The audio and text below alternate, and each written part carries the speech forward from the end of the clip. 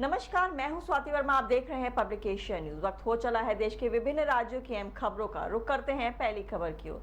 लोकसभा अध्यक्ष ओम बिरला ने तुगलकाबाद स्थित नई दिल्ली प्रबंधन संस्थान के छात्रों और संकाय सदस्यों को संबोधित किया। भारत के युवाओं को परिवर्तन का अग्रदूत बताते हुए बिरला ने कहा कि वे अपनी क्षमता, कड़ी मेहनत, कौशल और नव विचारों के साथ न केवल भारत के विकास में अपितु वैश्विक विकास में भी योगदान दे रहे हैं। उन्होंने बताया कि भारत के युवा विश्व के विभिन्न देशों में कई क्षेत्रों में सक्रिय हैं और भविष्य में उनकी भूमिका और भी महत्वपूर्ण होगी। इधर मध्य प्रदेश लघु उद्योग संघ की 64वीं वार्षिक आम सभा अरेरा क्लब सभागार में आयोजित की गई, जिसके मुख्य अतिथि श्रम मंत्री प्रहलाद पटेल और विशेष अतिथि शशांक भार्गव पूर्व विधायक थे।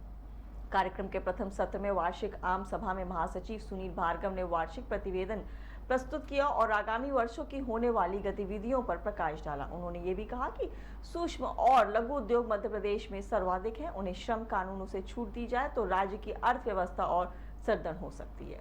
वहीं चिराग पासवान लोकसभा चुनाव के बाद से ही एनडीए की धुन से अलग राग लेते नजर आ रहे हैं। उनके बयानों में बगावती सुर सुनाई दे रहे हैं। आरक्षण, लेटरल एंट्री जैसे मुद्दों पर एनडीए से अलग रुख रखने वाले चिराग ने कहा है कि अगर संविधान और आरक्षण से खिलवाड़ हुआ तो 1 मिनट में मंत्री पद को लात मार देंगे। इधर पंजाब पूरे देश में एकमात्र ऐसा राज्य है जहां सड़क दुर्घटनाओं को कम करने, सड़क हादसों की वजह से जाने वाली कीमती जानों को बचाने के लिए सड़क सुरक्षा फोर्स का गठन किया गया है।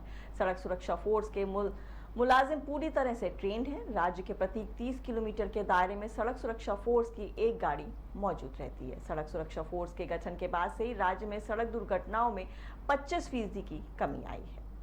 वहीं झारखंड के मुख्यमंत्री हेमंत सोरेन ने मंगलवार को भारतीय जनता पार्टी पर जमकर निशाना साधा।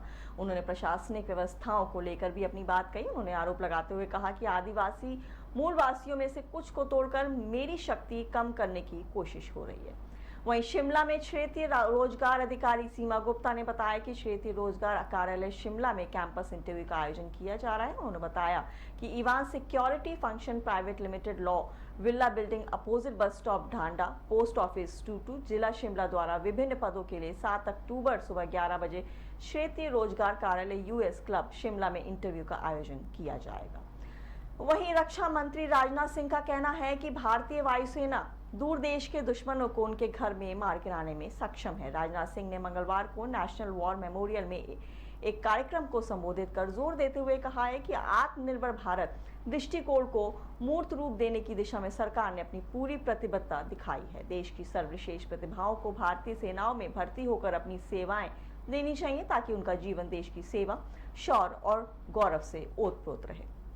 वहीं महाराष्ट्र में आरक्षण की लड़ाई एक बार फिर तेज हो गई है। पुणे में ओबीसी कार्यकर्ता लक्षण हेग के साथ मराठा समुदाय के सदस्यों ने कथित तौर पर मारपीट की और मौखिक रूप से दुर्व्यवहार किया। घटना का एक वीडियो सोशल मीडिया पर सामने आया है। एक अधिकारी ने बताया कि सोमवार रात कोंडवा के पास हुए हमले के लिए 25 लोगों के खिलाफ मामला दर्ज किया गया है। इधर दिल्ली एनसीआर में पराली को जलाने से रोकने के लिए उड़न दस्ते तैनात। पराली को जलाने से रोकने के लिए उड़न दस्ते तैनात किए गए हैं। ये दस्ते स्थानीय स्तर पर राज्यों व जिलों के अधिकारियों के साथ मिलकर काम करेंगे। साथ ही इन जिलों में पराली जलाने की घटनाओं की हर दिन की रिपोर्ट वायु गुणवत्ता प्रबंधन आयोग को देंगे। इनकी तैनाती फिलहाल पंजाब के 16 और हरियाणा के 10 जिलों में की गई है। प्रत्येक जिले में कम से कम एक टीम तैनात रहेगी। वहीं राजधानी लखनऊ में सेवानिवृत्त आईएएस अधिकारी से चेन लूट और डिलीवरी बॉय से हत्या के बाद हत्या जैसी कई घटनाओं को लेकर सपा अध्यक्ष अखिलेश यादव ने भाजपा सरकार पर हमला बोला है। उन्होंने आरोप लगाया कि भाजपा सरकार में प्रदेश की कानून व्यवस्था पूरी तरह ध्वस्त है। राजधानी लखनऊ सहित पूरे देश में हत्या, लूट, दुराचार की घटनाएं बढ़ती जा रही हैं। कानून व्यवस्था को लेकर सरकार के सारे दावे झूठे हैं। ऐसी तमाम खबरों के लिए देखते रहें पब्लिकेशन न्यूज।